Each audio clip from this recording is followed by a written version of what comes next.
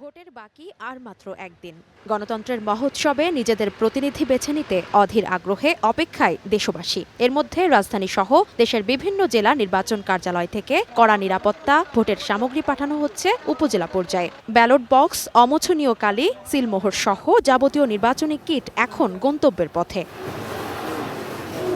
রাজশাহী জেলা রিটার্নিং কর্মকর্তার কার্যালয় থেকে ব্যালট পেপার এবং নির্বাচনী সরঞ্জামাদি উপজেলা পর্যায়ে পাঠানো হয়েছে। একই সাথে গণভোটের ব্যালটও পাঠানো হয়। কঠোর নিরাপত্তা ব্যবস্থার মধ্য দিয়ে জেলার ৫টি আসনের ৯টি উপজেলায় ব্যালটগুলো পাঠানো হয়।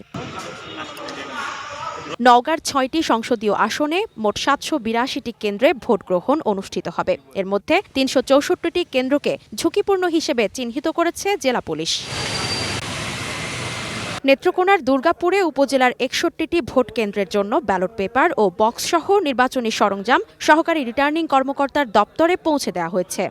আমাদের এই প্রত্যেকটি ভোট কেন্দ্রে সিসিটিভি ক্যামেরা আওতা আনা হয়েছে। বলা যায় প্রত্যেকটি কেন্দ্রে আনসার থাকবে, পুলিশ সদস্য থাকবে, গ্রাম পুলিশ থাকবে। আমাদের যারা প্রশাসনিক কর্মকর্তা রয়েছেন তাদেরকেও নির্বাচনের দায়িত্ব দেওয়া হয়েছে ইউনিয়ন ভিত্তিক। আমরা বলতে পারি যে এই সময় আপনারা জানেন যে পুলিশের এবার বডি অন ক্যামেরা থাকবে ঝুঁকিপূর্ণ যে কেন্দ্রগুলো রয়েছে। তাই আমরা সেই দিক থেকে নিরাপত্তার বিষয়ে যেটা বলি যে পুরো কেন্দ্রভিত্তিক আমাদের নিরাপত্তার জোরদার রয়েছে। সাথে আপনারা জানেন যে এই যারা ভোট প্রদান করবেন তারা নির্বাচনের ৪০০ গজের ভিতরে, মানে কেন্দ্রে ৪০০ গজের মধ্যে তারা কোনো মোবাইল ফোন নিয়ে প্রবেশ করতে পারবেন না। এটি আমাদের যে নির্বাচন কমিশন সেই নির্দেশনা দিয়েছে।